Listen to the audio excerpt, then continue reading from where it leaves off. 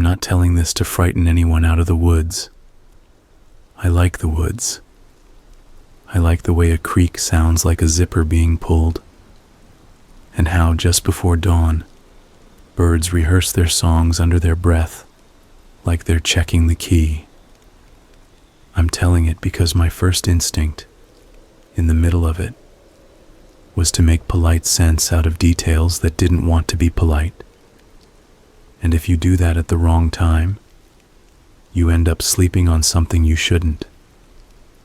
This happened 2 Septembers ago, at the end of summer, when the air over the fields already feels different when you drive with the window cracked. My friend Elena had accepted a job out west and wanted a last, uncomplicated weekend with the small cluster of us who had been orbiting one another since college. It was supposed to be 2 nights, a quiet place near water, a single trail we could follow without consulting a map every 15 steps, enough sky to put stars in our coffee. Our group was 4, Elena and her fiancé, Mark, my roommate Jules, and me. We're not a dramatic bunch. We're the type who text each other pictures of well-organized drawers and who carve a notch in the takeout container to make sure the lid sits flat. None of us set out to find anything. The campsite was not officially a campsite. Elena found it through a forum where the avatars are all boots and pine trees, and people speak in careful short sentences. The directions were the kind you write if you don't want half the internet to go look. Park by the green gate with the no motor vehicles sign. Follow the old service road for a mile until it narrows to a footpath. Then cut left at the fallen birch. There's a small clearing with a rock fire ring and flat ground for 2 tents, the post said. Creek nearby. Please leave no trace. A reply warned the road was washed out after heavy rain. Another said, if you smell anything odd, go somewhere else. We arrived mid-afternoon on a Friday. The gate was green once. Now it was the color metal turns when it has done too many winters. A padlock hung from the chain. Beyond it, the old road ran like a thought you keep meaning to finish. The register box sat to the side, a weathered little square with a pencil on a string. We signed our names and the date and wrote 2 nights dispersed. I glanced at a few entries above ours. A family had logged a day hike to the falls. Someone had scribbled bird survey, and on a line with a smudge across it, the letters MS had written, don't dig if it smells wrong. I chuckled at the odd specificity and let it slip straight past me. The road started wide and generous. 2 tire ruts with a green strip up the middle. Pines and hemlocks standing at attention on either side. A culvert pipe lay half out of the ditch like a bone. Yellowing ferns made little patriarchal gestures at our knees. You could tell where someone had once cared for the road. That care had thinned, and the weeds had filed the paperwork to reclaim. A half-mile in, the ruts softened to a single track. In places, the canopy knit tight enough that the light came down in square pieces. When we reached the fallen birch, it was exactly where the forum post said it would be, collapsed across the track, its bark peeling in curls like paper you burn and wave out. We stepped over, turned left, and for a minute there was nothing that looked like a way forward until it resolved itself. The kind of human corridor in the green that your body recognizes faster than your eyes. A sequence of places where steps have been taken, and so you take them too. The clearing wasn't dramatic, just right. The trees stood back as if in agreement about an open circle. The ground felt as if someone had pressed it with the flat of their palm. The creek traveled along one edge at a bend, shallow and quick, spread thin across small stones so you could see the color of each. The fire ring was tidy but blackened, flattish rocks stacked into a low ring, a scatter of cold ash stitched with old char. Someone had wedged a short length of rebar upright near the fire ring to serve as a pot hanger. On the far side, a post stood, the ghost of a fence or a sign, half rotted and still doing its job of being there. We dropped our packs, and all of us, without needing to say it, took a minute to listen. The place had that clean sweetness you get in September, when the sun still warms your shoulders, but the shadows have already learned a different song. You could smell pine, and something else I wouldn't have noticed if I hadn't kept catching it and letting it go. A faint, sweet, sour ribbon in the air, thin enough to blame on your imagination.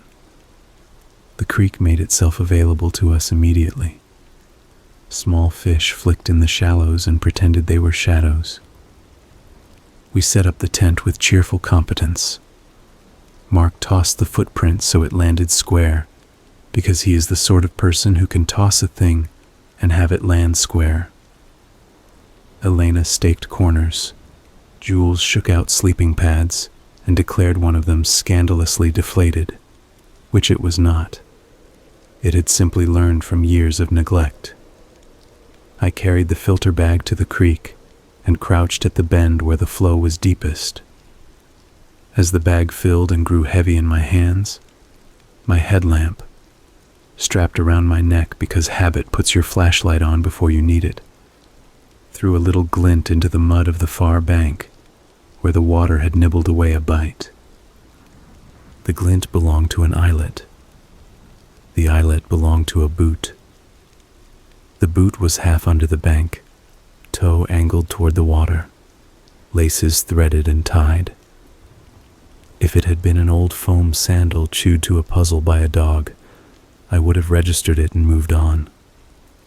But a tied boot catches the attention in a different way, like seeing a jacket on a chair with both sleeves carefully folded under. Only one. I scanned for its mate and did not find it. Jules called down from the clearing to ask if the water looked clear enough to drink after filtering, and I said yes. I did not mention the boot then. It felt like confessing to a thought you'd half had. We try not to be the person who curdles a mood by pointing at the one detail that doesn't suit the picture. The evening did what good evenings do. It made us behave like ourselves. We cooked dinner and found reasons to congratulate one another for chopping onions neatly on a plastic board. We sat long after the food was gone, teeth hovering near cups to soak up heat, letting the fire assign us chairs, and then keep all our eyes in one place. Elena told a story about a co-worker who'd insisted hummus was a cheese. Jules and I argued the finer points of whether a person should ever bring a pillow camping, and Mark demonstrated a knot with the gravity of a museum docent describing an artifact. As it got fully dark, the creek sounded louder without changing volume, the way a clock does once you notice it. At one point, I realized I was looking for shapes between the trees across from us, and forced myself to stop. The trick about fear is that once you personify a shadow, it will stand up straighter. On the way to the creek with the pot, I brushed past a cluster of young alders that grew tightly together like a family shrug. My forearm knocked into something that was not plant, and that vibrated with a note wood doesn't use. I eased leaves aside and found a shovel leaned between stems. The handle had a wrap of gray tape around a split, the kind of careful fix you do for a tool you expect to use again. The blade wore a chipped edge and a skin of rust that went red to black, back to red. There were no visible clots or stains, nothing cinematic. But the way it was placed, neither stashed nor set out, bothered me more than if I'd found it lying openly near the fire ring. I smoothed the leaves back into place, took a breath, and carried the pot to the water with that particular feeling. The one where you suddenly remember an animal can live in any small enough pocket of space. Jules was unrolling the last of the sleeping pads when I returned. Elena tucked the food bags into a dry bag to hang from the bear line. Mark stood near the edge of the clearing, looking toward the band of trees I'd just stepped out of. His head tilted, posture listening but not alarmed. "Coyote?" he said finally when I came up beside him. A single bark, not a yip, not a howl, had knotted the air a moment earlier. It sounded, to my very limited ear, like a dog finding itself alone and not liking the fact. "Farmhouse," Elena said. "There's one on the far side of the ridge. I saw a roof through a gap on the drive-in." We nodded. A dog meant someone else was nearby. People were good news in the abstract. We banked the fire and zipped the tent. There is a moment at the start of every camping night when the skin of nylon becomes a wall because you agree to treat it like one. You can't open it every time you hear a leaf. The night establishes itself. Birdsong goes off like a light. A surrounding hush replaces it that isn't silence exactly, just none of the syllables you use during the day. I lay on my back, headlamp still around my neck, because leaving it on made the part of me that wanted to be responsible. Shake hands with the part of me that wanted permission to stop worrying. Someone outside made a small noise like a stiff plastic sheet relaxing against something. A soft test that came and went. The creek kept saying what it had been saying all day, which is that movement finds a path whether you intend it to or not. I slept, and then I wasn't sleeping. No dream pulled me up. I surfaced into that ultra-clear sense of being awake where the darkness looks like air with weight. I didn't hear footsteps. I didn't hear a zipper. I heard a slow scrape, a pressure-by-pressure exfoliation of damp soil. It was faint enough to be memory, and too particular not to be real. A shovel blade diving into ground, pulled back, diving again. The sound came from the far edge of the clearing, beyond the fire ring, in the direction of the place where the flies had made a ribbon over nothing. I didn't move. I didn't wake anyone. The payroll part of my brain, the part that thinks in chores and consequences, told me not to be ridiculous. Animals dig. Raccoons are agents of chaos. Porcupines do their busy work at night. I let that thought sit like a good dog. The scrape paused. The scrape returned. At some point it ceased or I lost it in the blank of sleep. Morning was plain and beautiful. If the night had asked us to take its strangeness seriously, the day argued for leniency. The sky was the sort of indifferent blue that won't join any of your moods. I wandered to the register with our trash bag because I had to go past it to reach the grip height on the bear line, and I noticed, as if for the first time, that the pencil had been resharpened recently. There were new words on a line I didn't remember seeing the night before. One night, dispersed. If the smell is bad, leave. The letters were neat and small, like someone writing with the tip of a machine screw. Next to it, initials. MS. I raised my eyebrows at the empty road and brought the bag back to camp. We ate granola out of mugs and agreed, agreeably, to try the ridge. It would be a light day. We would follow the creek upstream to a fork, then aim up. We carried enough for lunch, slung the filtered water, and left the tent up with our sleeping bags like little burrow-shaped secrets inside. As we moved along the left bank, the creek narrowed and deepened in polite alternating sections. A thin smell of bleach started showing up around tiny feeder channels. It was too delicate to insist on itself, and too particular to ignore. People dump things, Elena said. Laundry waste, or someone cleans fish, or... She didn't finish. We stepped higher on the bank for a stretch until it faded back to water and plants. The walk up was nothing special, which is a compliment in the language of easy hikes. We found a low shelf where the creek turned and confused itself briefly over a cluster of rocks, and ate tortillas with hummus and a bag of grapes that had somehow survived their time in my pack, looking only lightly scuffed. Jules balanced their mug on a flattish maple root and took a picture of it as if the mug had won a small prize. I watched a line of ants figure out what to do about a sesame seed. The distance to the ridge looked shorter on the way back, the way it often does once your body has understood the route. We returned to the clearing in late afternoon, with the kind of good tired that makes you eager for the part where you will be allowed to sit.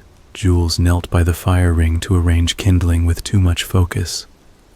Elena went for water. Mark stood halfway between the creek and the far edge of the clearing, his attention caught by an inconsistency in the soil. "Come here," he said softly. I came.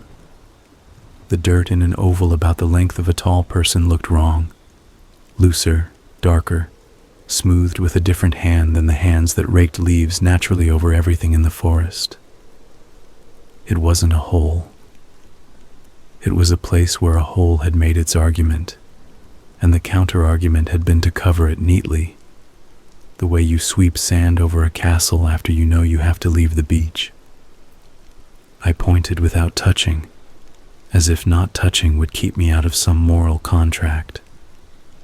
A single fly drifted over the oval, changed its mind, came back.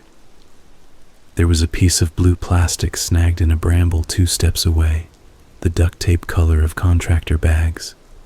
I pinched it, and it stretched before tearing, an elastic insistence that made my stomach do something I won't dignify with poetry. "Maybe someone buried a dog," Jules said, voice quiet. It sounded like a sentence from a book you test because you want to see if it collapses under its own logic. "Maybe," Mark said, with the kind of neutrality a person uses when he doesn't want to put his thumb on the scale of how you remember a moment later. We didn't touch the soil. We didn't step on it.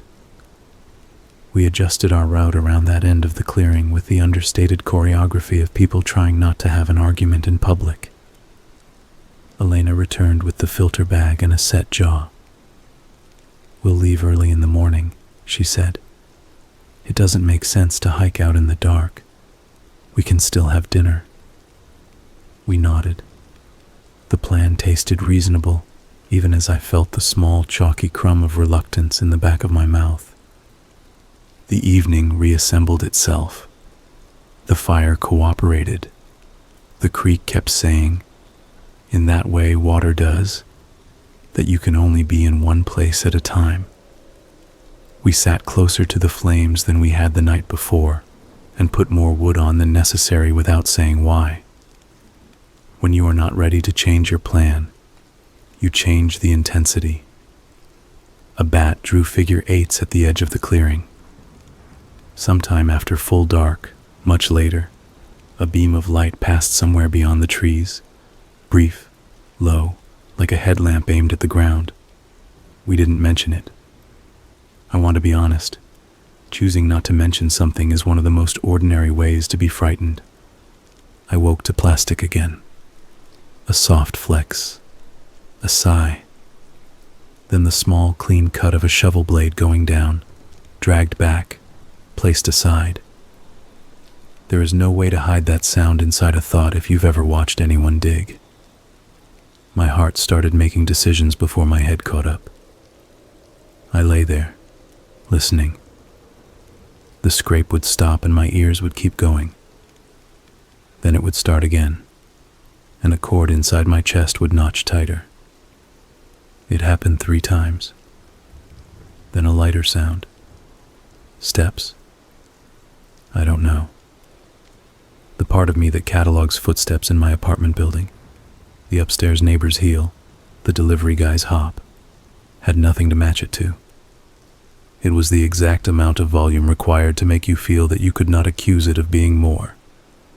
A faint light bled along the bottom seam of the tent, moving left to right, as though someone walked with a lamp and let it swing in their hand.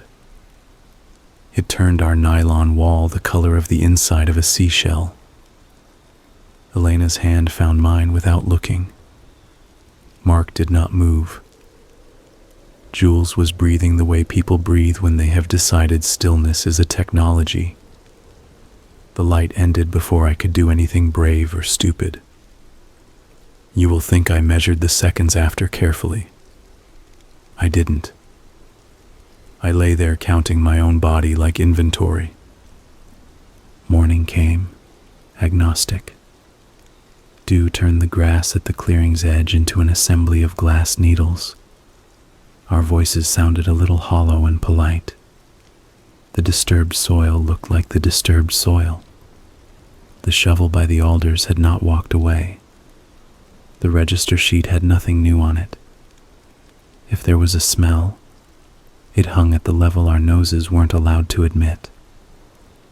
We packed with an efficiency I am usually proud of. The tent folded to its factory pleats. The garbage bag tied, double knotted.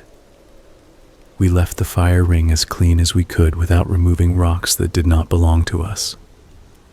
We hoisted packs and walked out single file. And if the road back felt longer, it wasn't because it was. The green gate awaited like a boundary we were briefly allowed to pretend worked. The register box made a soft wooden noise when I opened it to sign out.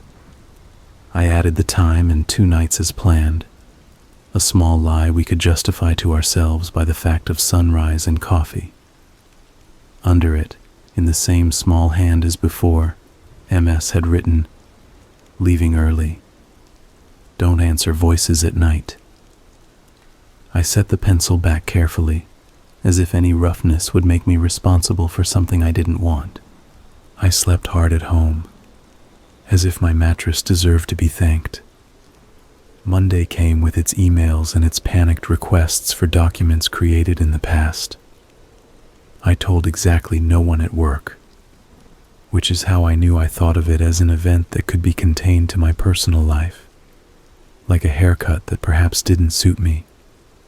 On Wednesday, my phone pinged with a link from Jules, the local news site, which updates its headlines with the sense of duty of a small-town librarian, had posted, "Human remains found in state forest.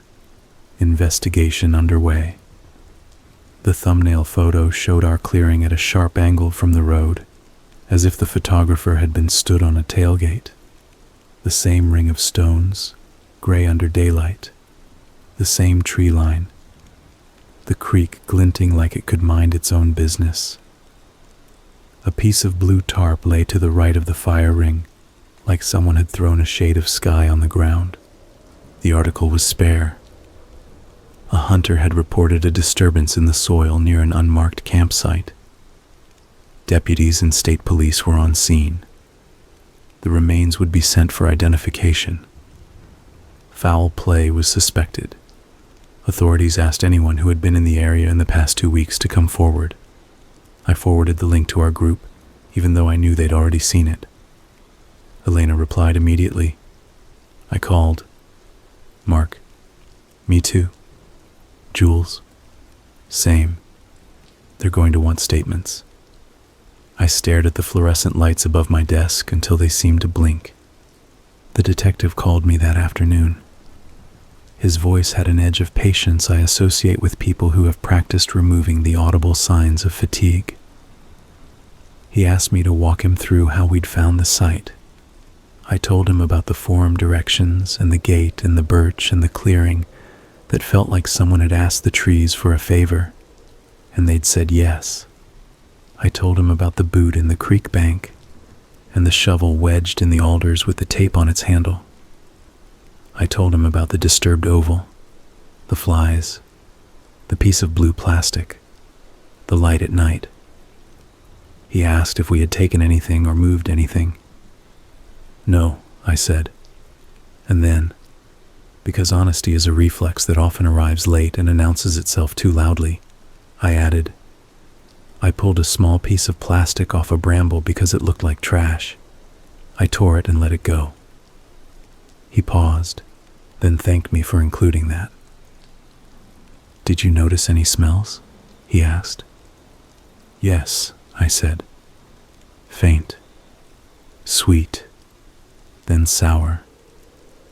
And upstream there was a bleach smell at a tiny feeder stream. Any vehicles? I described the single bark that had made us all look up and decide there was a farmhouse out of sight, and the light at night that moved like someone being careful.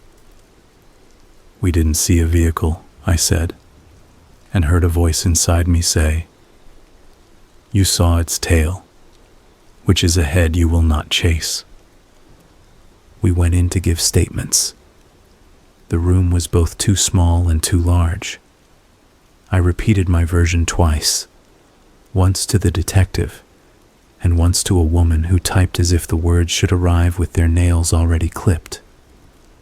They took down the forum post information. They asked if I would be willing to show them the exact site on a map. I traced the road and where the creek bent, and where the clearing sits like a coin under paper. The detective's pen paused. Did anyone approach you while you were camping? Any indication someone knew you were there? No, I said. It felt like lying to leave out the feeling of the light passing along the wall like a pale animal. He handed me a card. If you remember any small thing. He didn't finish. He did not need to. For a day after that, it was as if my senses had been recalibrated. I walked past a black bag on a curb and changed sides of the street because I did not trust myself with the shape of it. I saw a coil of rope at a hardware store, and my fingers temperature adjusted to the memory of duct tape over wood. It passed mostly. Then a week later, an update.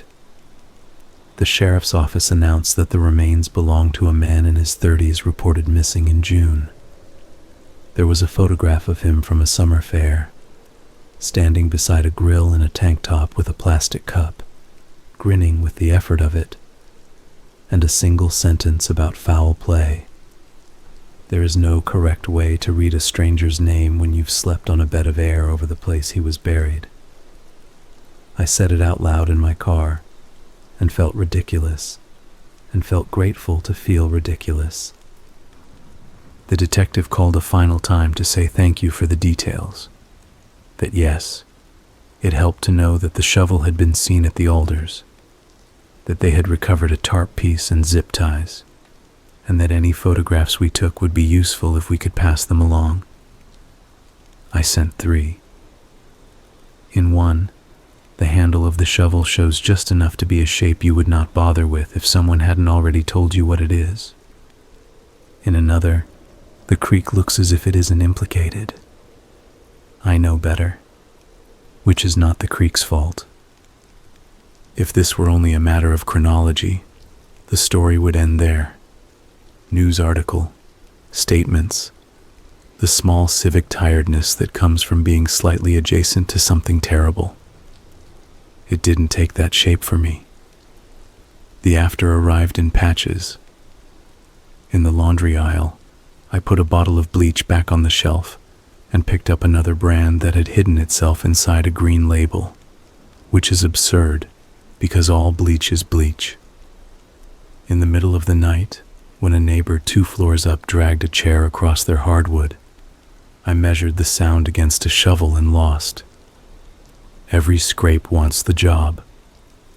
I stopped listening to true crime podcasts for a while because my appetite for someone else's narrative went missing, alongside my patience for the way hosts sometimes laugh to unstick themselves from their own sentences. There are specifics I carry that the others don't, and the other way around, because memory is not a team sport. Mark can recite the exact wording of the register line about "don't dig."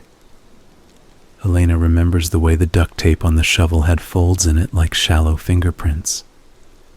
Jules remembers the shoe, which I hadn't told anyone about until after the news, how it sat with its laces tied and a smear of mud over the toe, as if the person wearing it had paused and then not resumed.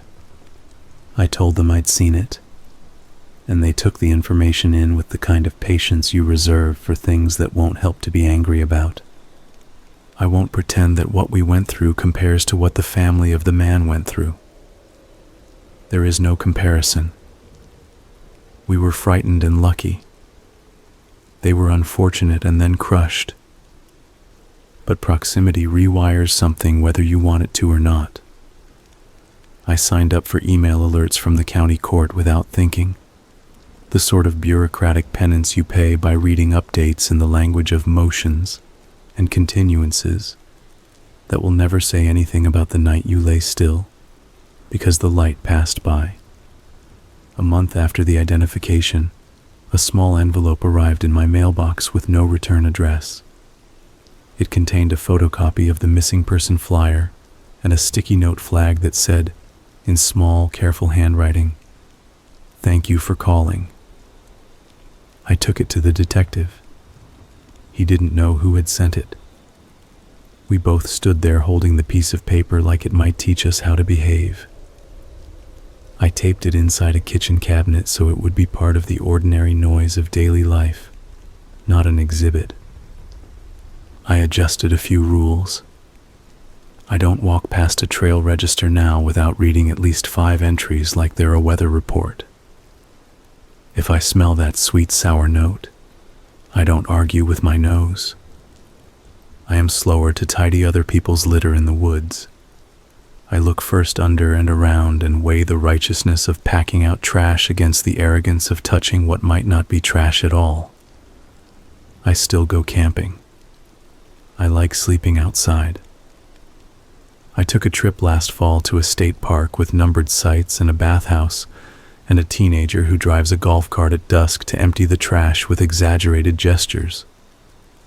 I sat by a tidy fire listening to 3 different conversations from 3 different RVs, and I have never felt more grateful for the mundane. One site played classic rock at a volume that would normally bother me, and I thought, yes please, let me hear Take It Easy on tinny speakers all night. Every so often, I think about the person who pulled the cart or carried the heavy thing to our clearing. They chose it for its privacy and for the way the road becomes a suggestion. They brought a shovel with duct tape on its handle because they'd used it enough times to split the wood, or because it came that way from someone else's garage. Maybe they were alone. Maybe they were not. They stood at the far edge of the clearing where the soil is already less stubborn, and they dug. They put something in, and they put dirt back, and they smoothed it with their hands, or with the back of the shovel, or with a piece of plastic stretched between their hands, which is what the sound was. They left, and then, if the reports are right, someone came back, because the neatness of the cover tells a story of people who don't expect visitors. We were visitors. We sat close to the fire and told small jokes and refilled mugs and put too much wood on because the dark felt closer than we had planned for it to be. We slept there, our bones on baffled air, our ears busy pretending to be walls. In the morning, we folded our soft house into its bag and thought ourselves moral, because the ground under us looked the way it had before. And under that, the ground was different. I used to think horror stories end with a gesture, a door slamming, a light going out, a hand on a shoulder. In the real version I have, nothing slams. The things that matter happen at volumes polite people can talk over. The important sounds are modest. The plastic sigh of a tarp, a shovel drawing a line through damp soil, a single bark from a dog that may not belong to anyone you can see.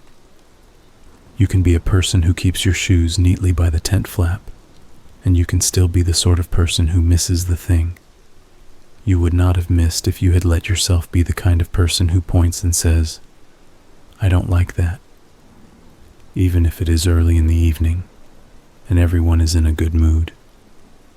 When we left the clearing for the last time, I tied the knot on our trash bag too tightly and had to fight it open again when we got home. It seemed like nothing at the time. Now it feels like a small, silly metaphor I am granting too much meaning to because language needs places to rest. The whole day since has been like that. An ordinary object with a new weight. A roll of duct tape with a crease created by thumbs. A boot whose laces remember a knot. A coin someone carries because the words on it help them be themselves, until something else makes them become someone who is no one's self anymore. If you go to the woods, and you should, because they're wonderful, do the things you already know to do. Sign the box by the gate. Hang your food. Don't leave wrappers. And if you find yourself someplace not on the map where the clearing looks made and the fire ring is already tidy, and a single fly hovers over a patch of earth that never quite dries, pay attention to your nose before you write it off as a dead deer somewhere over the next rise. If you hear a little sound like plastic settling, don't give it a helpful story. If the smell is bad, leave. Don't dig. And if the darkness brings a light past your thin wall, remember that you are not the only person who knows how to be careful. I used to be that friend who was always saying we should go camping, and then never actually planning it. This time I planned it. Bought the cheap REI knockoff tent, borrowed a cooler from my neighbor, loaded up a Spotify playlist you couldn't hear over crickets anyway. The whole thing. It was me, my older sister Claire, her boyfriend Marcos, and my buddy Evan. We picked this state forest because it was within a 3-hour drive, supposedly had this secret ridge trail if you knew where to look, and the online reviews said stuff like, quiet, not crowded, which sounds great until you get there and realize empty woods are actually scary when they're, empty. We left on a Friday. Late. Because everyone said, let's leave at noon. And then noon was, oops, hitting the bank. And 1 was, picking up ice. And 3 was, my cat won't come out from under the bed. We hit the trailhead as the sky was starting to bruise purple. It was mid-September. Warm days, cold nights. The parking lot had 4 cars. One of those Subaru Outbacks with the stickers that say things like, eat, sleep, hike. I trust those people with my life. If they were okay leaving their car there, how dangerous could it be? We signed the little clipboard register at the trailhead because Claire is that kind of person. If we go missing, they'll know when we came in, she said, and laughed, like that's not the ominous thing to say right before you walk into 40,000 acres of trees. The last name on there had been earlier that afternoon. Someone wrote 2 nights, blue tent, near stream. Cute. I wrote 1 to 2 nights, ridge trail. And then I put a smiley face because I'm apparently 12, and thought that would reverse any curse. We walked until my phone finally stopped trying to find a signal and drained itself to 30% out of spite. The trail, if you can call it that, was leaves and roots and the occasional chewed-off signpost. It was already dim under the canopy. Evan was a few steps ahead of us, whacking little branches out of the way with his trekking pole like he was Gandalf. Marcos carried the heavy stuff without complaining and earned 8 husband points. Claire sang little snippets of songs under her breath, because that's her thing when she's nervous. You'll remember that detail later. We passed a marker that had once been painted red but now looked like dried blood scraped onto wood. I don't know why I thought that. It just popped into my head and I told it to shut up. The forest had that smell. Wet earth. A little sweet. Something mushrooms were doing nearby. A big bird flapped low and spooked us. And then we laughed even though none of us thought it was funny. We found a spot that looked like a campsite because someone smarter than us had used it before. Fire ring. Logs to sit on. The trees opened just enough to show the sky bruising darker. Claire said we should get water first, so we followed the sound of a stream down a little slope. It was one of those narrow ones that looks clean, but if you drank it without filtering, it would nuke your intestines from orbit. We filled up bottles and the gravity filter while the last light disappeared, and then made a fire the old-fashioned way, with too much birch bark and me swearing at damp sticks. It took, though.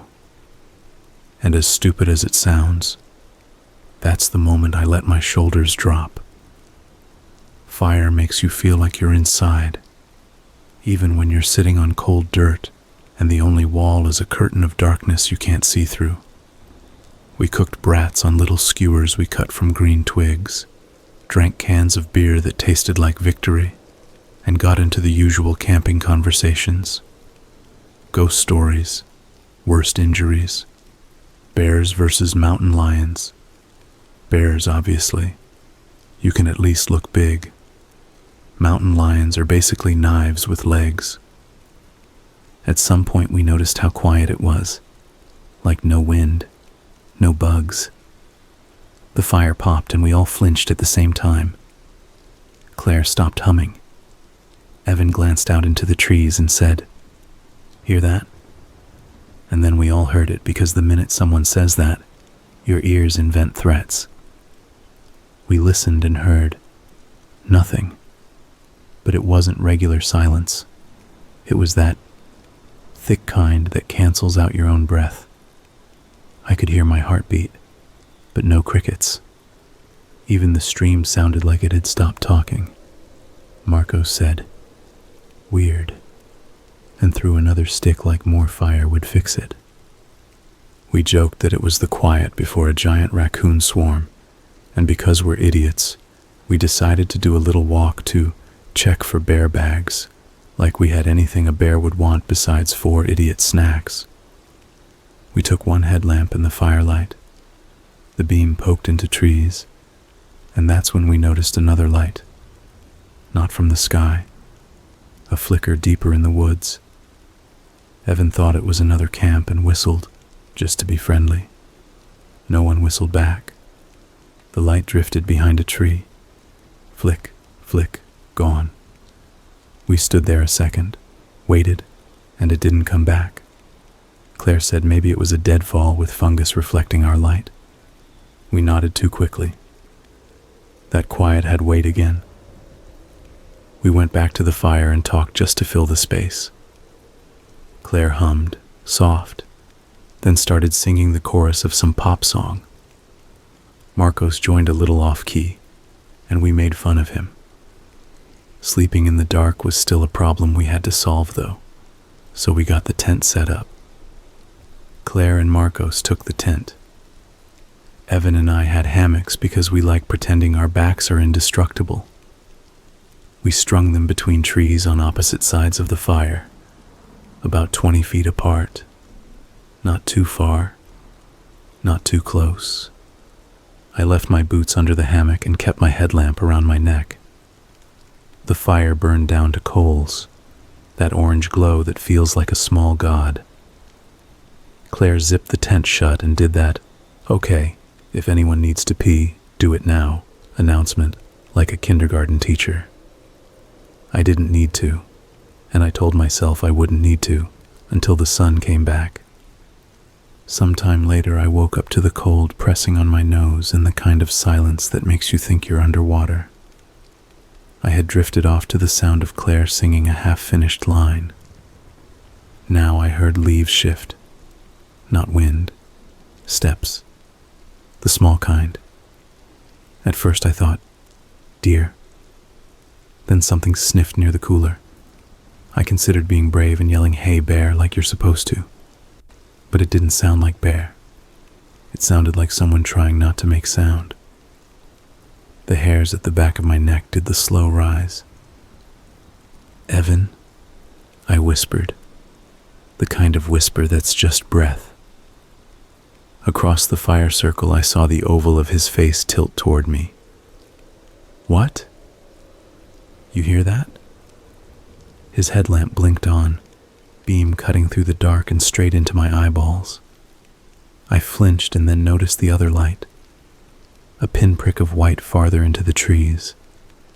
It wasn't ours. It flickered and bobbed like someone walking slowly with a lantern, but there was no metal clank, no crunch of boots, just that quiet and the light moving like a moth, lazy, purposeful. Evan clicked off his headlamp. "Another camp?" "At 1 a.m., I said. Claire's tent zipper made the loudest chirrup you can imagine in that silence. She stuck her head out and stage whispered, "Stop flashing that, you psychos." Marcos mumbled something behind her. I pointed.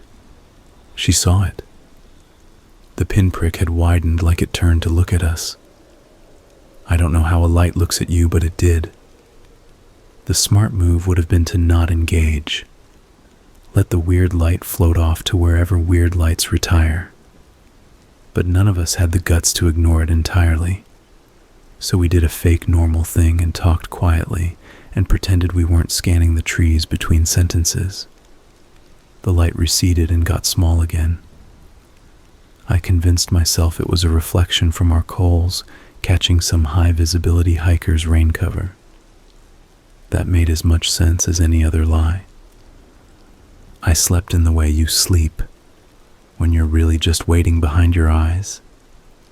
Every sound pressed the inside of my skull. At some point, I did drift off enough to dream about being in a grocery store under terrible fluorescent lights, the beep of scanners, the feel of those plastic produce bags that never open. When I woke, the weirdest thing was that I was relieved to see the black elbows of trees against a navy sky. Pre-dawn. I was even relieved to hear the stream again. The insects woke up. The forest resumed its regular breathing. Claire unzipped the tent and announced she had to pee. I guess we all had synchronized bladders because we took turns and then boiled water for coffee and told ourselves we were good at this. The light was a stupid story already. We didn't talk about it. That was the rule we didn't say out loud. Put things we didn't understand in the freezer of our brains and forget they were there. We committed to finding the ridge trail. Every review said it was unmarked. But you can tell where one exists, because the leaves press differently, and the ground remembers feet. We followed a faint line up. The woods were oaks and pines and the occasional smooth beach with hearts carved into them. We passed a tree with a blaze mark, 2 horizontal cuts, old style. Marcos said his grandfather used to mark sugar maples like that. We hiked up switchbacks that weren't official, but had been born because the hill was mean. Claire whistled sometimes, and then sang the same chorus again without realizing, just that one part. We could be something, tonight. It got stuck in my head. That will matter in a bit. We reached the ridge around late morning. It wasn't a knife edge or anything dramatic, just a long bump with boulders like giant turtles. The reward was a view. Treetops rippling green all the way to a bluish line that might have been more hills or the edge of the world. We took photos that made it look like we were more adventurous than we were. Evan, who was always hungry, pulled out his bag of trail mix like it was a magic trick. I wandered a little along the line of boulders. There were these shallow depressions between them, scooped out like bowls, filled with leaf litter. I kicked one aside and found charcoal bits. Okay, so other people have camped up here. Not weird. I went a few steps more and saw the first not normal thing of the day that we couldn't joke away. A ring of stacked stones under a beech tree. Not a fire ring. Taller, carefully balanced. The bottom stones were wide, flat, the top ones narrower, like a miniature tower.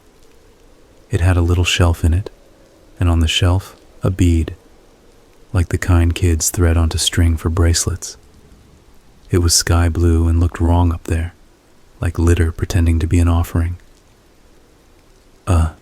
Guys, I said. The word came out thinner than I meant. Evan came over with a mouthful of raisins, then whistled low. Marco said it was probably some witchy TikTok trend. Claire said leave it alone, which for whatever reason rankled me. Not because I wanted to mess with it, but because the idea that it needed to be left alone implied it was a thing that could punish us for not. It made the ground feel like a plate in a cupboard you shouldn't slam. We didn't touch it. We moved on, because what else were we going to do? But now the woods felt curated. We saw, I swear, at least 3 more of those towers, sometimes with a little shelf, a bead one, a dead moth on another. One had a tiny bird skull, clean and glossy. That one made Claire put her hand over her mouth and back away without turning her back on it. Then the trail ended. Or, it didn't end. It just lost the argument with the forest. We stood in a place that felt like everything had shifted by half a degree. You know when you walk into a room and someone's moved the couch a few inches and you stub your toe? That feeling. The air temperature changed. Colder in shade, warmer in sun, like normal. But the shade and sun were reversed. The breezy places were still, and the still places had breath. That doesn't make sense written down, but I don't know how else to say it. We decided to turn around. We'd seen the view. We were good. We retraced our steps. I say that casually. Retracing your steps in the woods where the trail is barely a suggestion is like hoping your footprints have a good memory. We tried to hit the same landmarks. Turtle boulders, carved hearts, a rotten log that had split down the middle like a hot dog bun. Except some of those things weren't where we thought they were. The hearts were on a beech tree, yes, but not that beech tree. The split log was there, but 2 of them, one fresher, and neither placed like the one we remembered. It was like the forest had set up decoys. You're overthinking it, Evan said. We cut left to that stream. It's downhill. Camps down is always right. Downhill where? Claire said. Pick any downhill. It'll get you to a stream, not our stream. We tried downhill anyway because you can't go up forever. And sure, we found water. Not ours. A wider one, shallower, with flat rocks and a place where a tree had fallen across it like a cat knocked a broom over. We crossed, because staying on the same side felt like admitting we were wrong, and I hate admitting I'm wrong. As we stepped onto the far bank, I noticed prints in the mud. Not boot treads. Not deer. 5 little ovals in a hand shape, like raccoon, but bigger than what I've seen around trash cans. Claire put her shoe next to one and her toes didn't reach as far as the print's fingers. Badass raccoon, Evan joked, too loudly. Somewhere back in the trees something clacked, not like branches in wind, like 2 stones knocked together, and then another set, farther to our left, then behind us. A pattern. I listened and couldn't find one, but my stomach found the need to leave. The quiet we'd heard the night before slipped back in. The bugs had nothing to say again. Marco said very calmly. We should go back the way we came, which was not helpful since none of us were sure what that meant anymore. He had this look like he was doing math on his fingers, calculating how many hours of daylight were left. We still had plenty, but it didn't feel like it. The shadows were lazy, longer than they should have been for the time. We took a direction we called homeward, because it pointed roughly at where the parking lot would be if the world were sensible. The trees pressed a little closer, or maybe that was just me. We saw one of those stone stacks again, taller, more careful. We absolutely had not been there before, but the bead on its little shelf was the same sky blue. I felt sure of it the way you're sure of your own phone wallpaper. Okay, that's creepy, Evan said, finally letting the badge of unbothered guy fall off a little. Claire said it was probably some ranger cultural exhibit. Even as she said it, she knew it was dumb. The park doesn't make little towers with bird skulls. If they did, there would be a plaque, and the plaque would tell you not to knock them over, and also to pack out your trash, and to respect the delicate ecology of moss. We kept moving and found another thing, a rope. It was an old rope, frayed, green with algae, looped around a branch and dangling like a dead snake. The knot was a clumsy figure eight, like someone had tried to teach themselves and quit. Near the base of the tree, there was a necklace. No chain. Thread, braided, broken at one end. The beads were plastic, cheap, cracked. The sky blue bead again. Marcos crouched and picked it up with 2 fingers. I wanted to tell him to drop it, but my throat didn't work for a second. He said, "This is kid stuff." We put it back and kept moving. I don't know why that feels important, but it does. We put it back. We didn't take anything. We didn't break anything. We were careful guests in a house that wasn't ours. The trail, if it ever was one, gave up. We were pushing through ferns now, using the ground as a suggestion. The clacking happened again. Stones, harder, like someone was hitting rock on rock in slow, angry taps. Tap. Pause. Tap, tap. Tap. The rhythm made my skin crawl because it almost made sense, like a language you're about to recognize and then lose. Then we heard singing. My whole stomach turned inside out, because it wasn't singing like a song on the radio. It was humming. The same tune Claire had been unconsciously humming all morning. We could be something tonight. That melody, those exact intervals. The voice was hers, not hers. Sharper on the second note, breathier on the last. Right behind us. Evan went pale like he'd swallowed bleach. Claire stopped dead. She didn't hum. She didn't breathe. The humming continued for 2 more bars and then cut off like someone pressed pause in the woods. The quiet flooded back in. "Okay," Marcos said, voice so steady it told me he was trying to be the adult. "We're turning around. We're going to find the ridge again. From there we can follow the line back. No more downhills, no more new streams." We turned. The trail, the ghost of it, showed up again because terror is a terrific motivator for pattern recognition. We got back to the boulders. The world opened a little. The view looked the same and I could breathe again. And then we saw the tower under the beach by the ledge. It had fallen.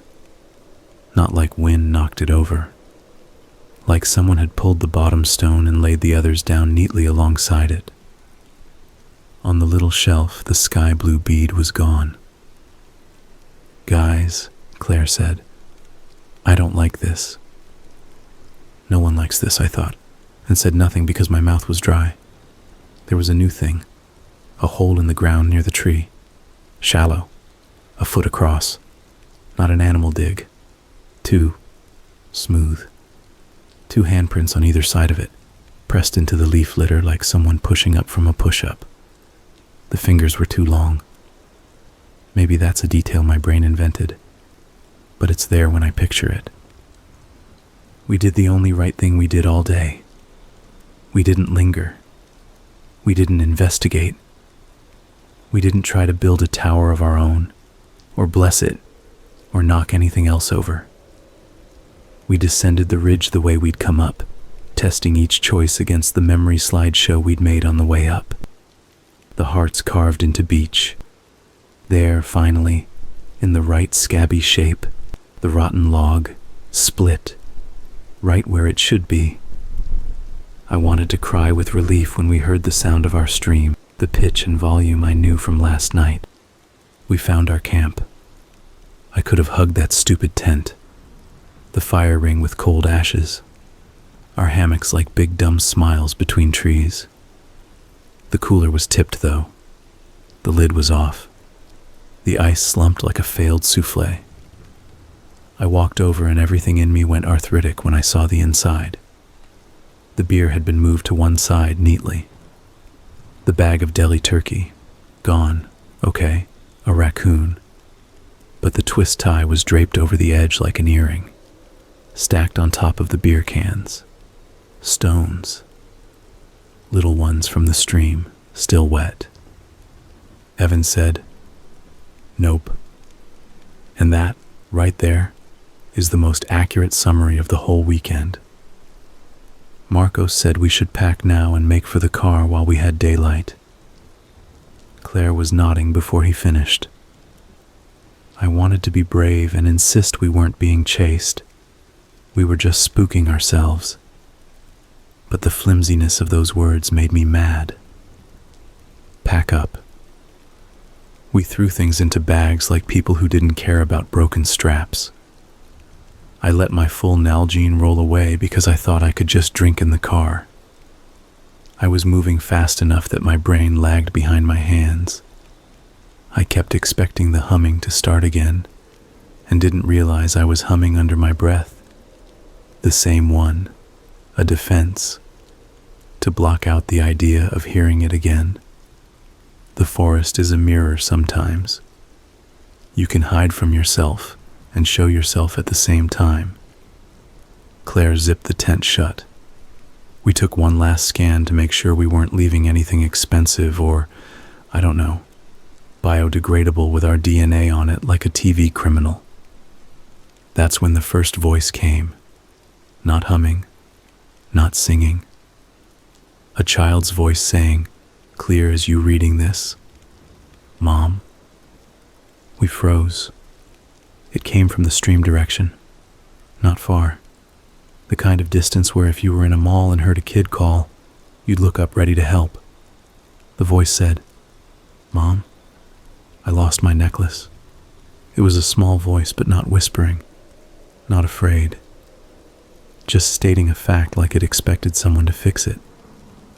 Claire's shoulders went up like someone pulled a string in her back. Her mouth opened. She didn't say anything. We all looked at each other and then at the woods. The very dumb part of human beings is you hear a kid call for help, and every story about not helping dies in your throat. Marcos said, "Hold up," and we all held up. The voice called again, "Mom?" A little farther, not a direction you could triangulate. Maybe the sound bounced. Maybe the trees threw it. Evan said very quietly, "Listen." We listened. Mixed into that, the clack, rocks, tap, tap, tap, like someone, and I hate typing this, like someone was trying to get our attention in an impatient rhythm. Like, come on. I wanted to say it was a family on the other side of the stream, that a kid had dropped something and was calling their mom. That would mean there were other people out there, and if so, relief would be immediate and delicious. But no other voices came. No adult annoyed voice saying, "Ethan, get back here." No splash. no crunch of leaves.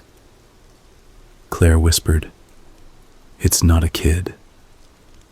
We shouldered our bags and we left. There's no way to make that sound noble. I don't know if there was a kid. If you want to be mad about that, get in line behind my own guilt. But in that moment, the pull to go help battled the knowledge that if we did, we wouldn't come back.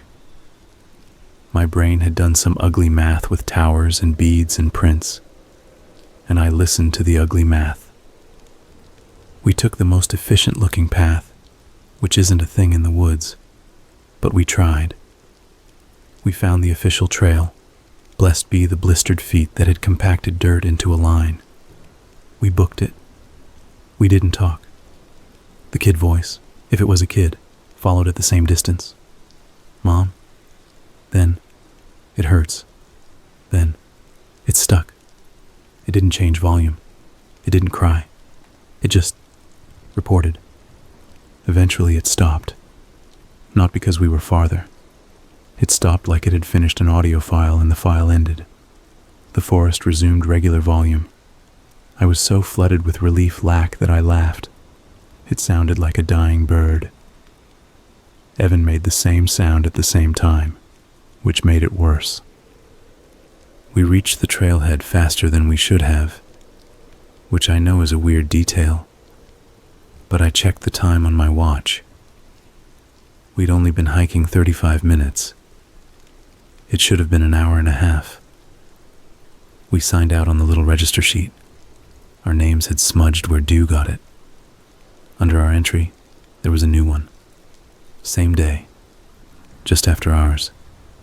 Someone wrote, "One Night Ridge. If you hear it, don't answer." No smiley face. The ink was smeared like the pen had coughed.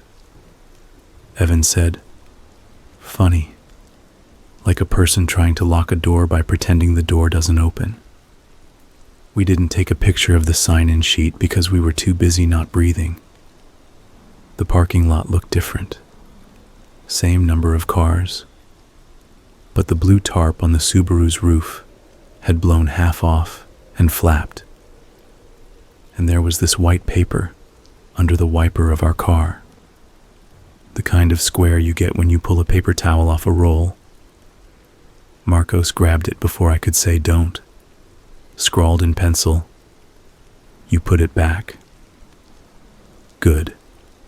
Don't come alone." No signature. No tarp ghost like a person in the trees. Just wind finally deciding to exist and our car doors slamming too loudly. We got in and left and didn't look in the rear view because none of us wanted to know if something stood at the edge of the lot watching. The ritual of roads and gas stations and other people scabbed over the hole that had opened up in me on the ridge. By the time we hit a diner, the world was sane enough to eat eggs. We decided like idiots to come up with explanations. The towers were trail art. The bead was from the necklace and the necklace had blown into camp, and we were noticing what we wanted to notice because of confirmation bias. The rock clacking was woodpeckers. The kid voice was, what?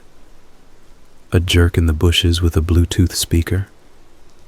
We wrapped it all in humor because if you can laugh at something, it can't be big enough to swallow you, right? Except a couple of nights later, in my apartment, I was brushing my teeth when I heard humming in the hall.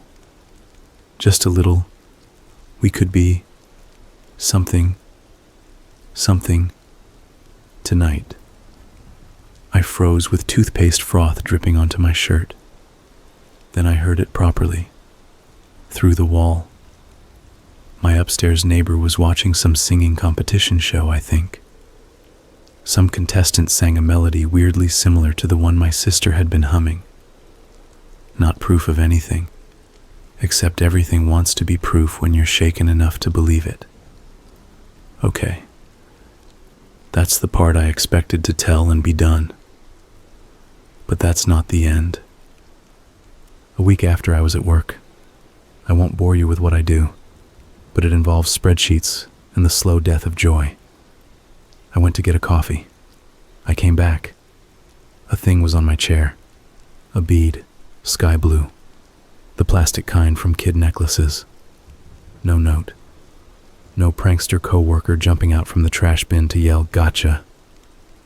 If someone had put it there, they had timed it for my 2-minute absence and had a key card. I picked it up and didn't throw it out. I did the stupidest thing and slipped it in my pocket like a talisman. It felt like not acknowledging a thing is the same as giving it power, which is backwards. But that's where my brain was. I called Claire. I told her and she said, "Check your front doormat when you get home." I did. That evening there was a pile of small stones on it. Stream stones. Wet. On top, a twist tie from deli meat. I kept telling myself that people can find your address. That a ranger had written that note because they didn't want weirdos making towers. That kids in the woods are a real thing. Lost. Calling. But the part that still won't sit quietly in the back of my skull is the voice. It just wasn't right. There's a thing our brain does when a voice has breath and throat behind it. When it has the human messiness of pauses and stumbles. This was clean. Like it understood words but not the bacteria growing on them. Claire has her own ending. She woke up the Tuesday after with a necklace around her wrist. Not tied. Just looped around like it had settled there in her sleep. Plastic beads. Sky blue among pink and yellow. The thread broke when she tried to slide it off and beads rolled under her dresser. She left them there. I told her she should throw them away, take them far, salt them, burn them, flush them. That's when Marcos took the most adult step anyone took since the parking lot. He called the park office. The ranger who answered sounded tired. He told him our names and the dates. We did sign the little log after all. The guy said, "You're not the first to see stuff." He told Marcos not to build anything, not to take anything, and for the love of God, don't sing in the dark. Marcos said, "That ship has sailed." The ranger said, "Then ignore it. It gets bored." Then he immediately backtracked like he shouldn't have said that, like he was passing on bad folklore. He gave us an email to send a report. We did. He never wrote back. That could be the end. It would be neat if it were. It's been months. No more humming.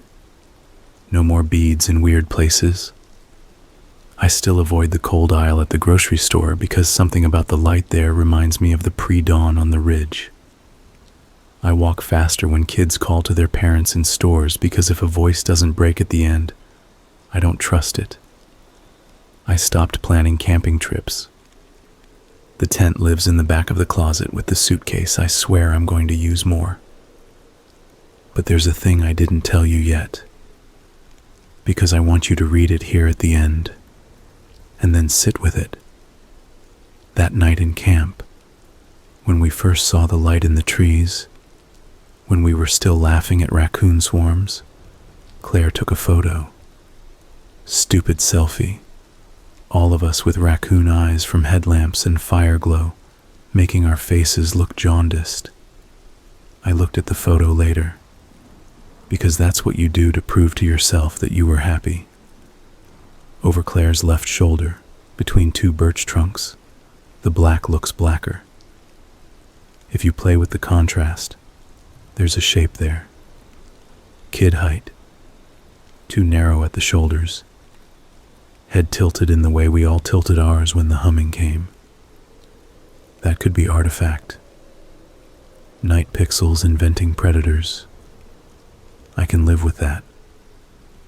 What I can't shake is that, in the very edge of the frame, is a rope. Frayed. Hanging. The knot is wrong, like a kid tried. Worked halfway and gave up. That's nothing, right? It's the forest. People hang rope in trees for all sorts of dumb reasons.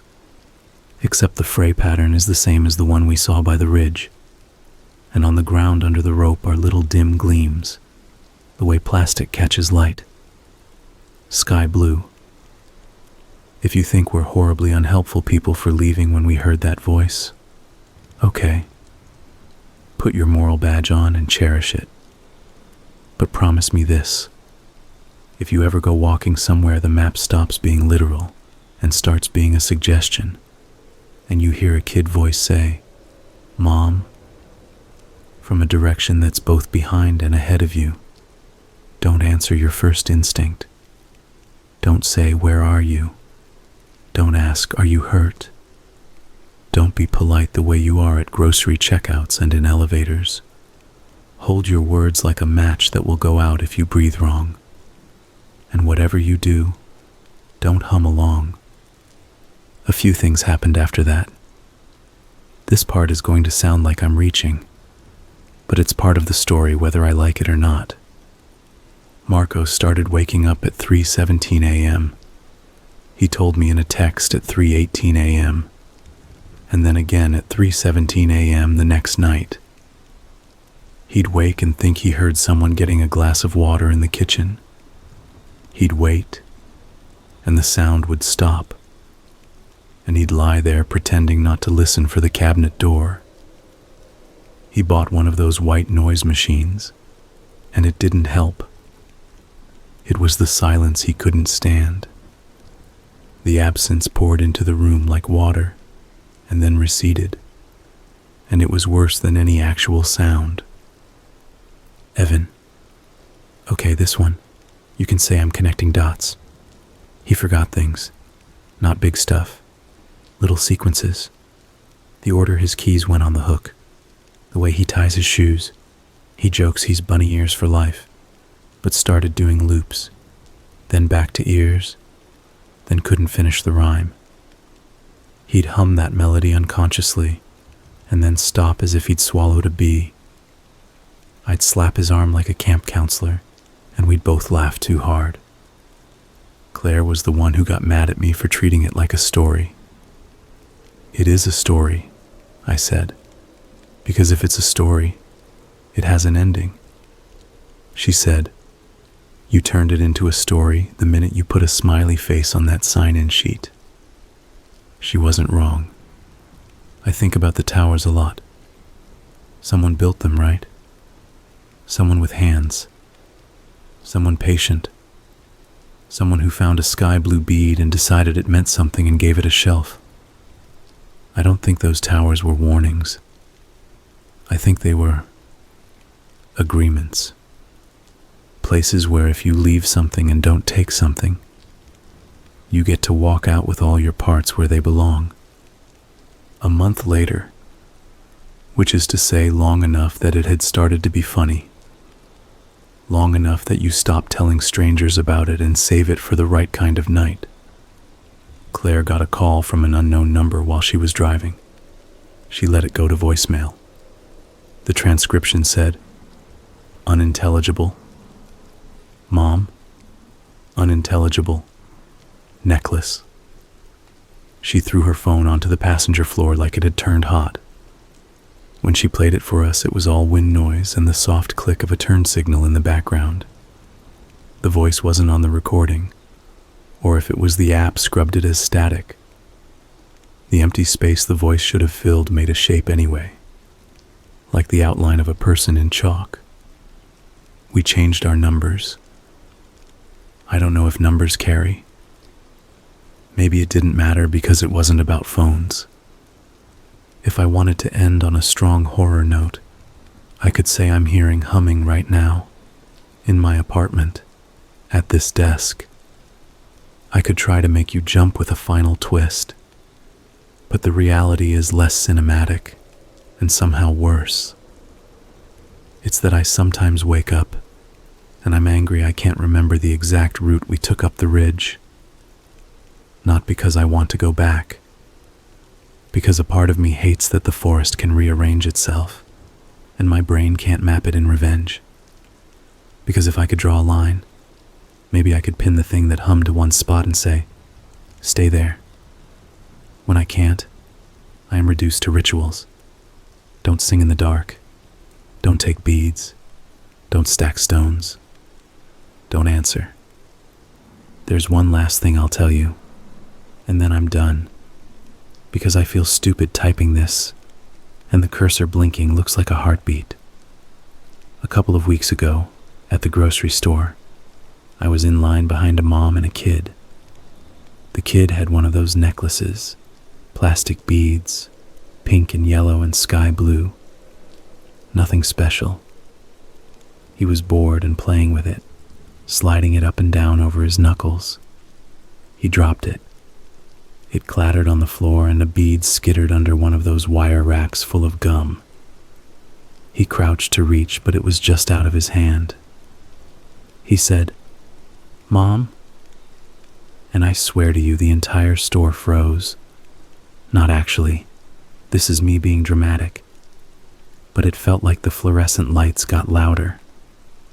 His mom turned, said, "What, baby?" He said, "It's stuck." She bent, scooped it out with a fingernail, and put it back on his head. He said, "Thanks," and they walked away. It was nothing. It was the whole universe. It was both at once.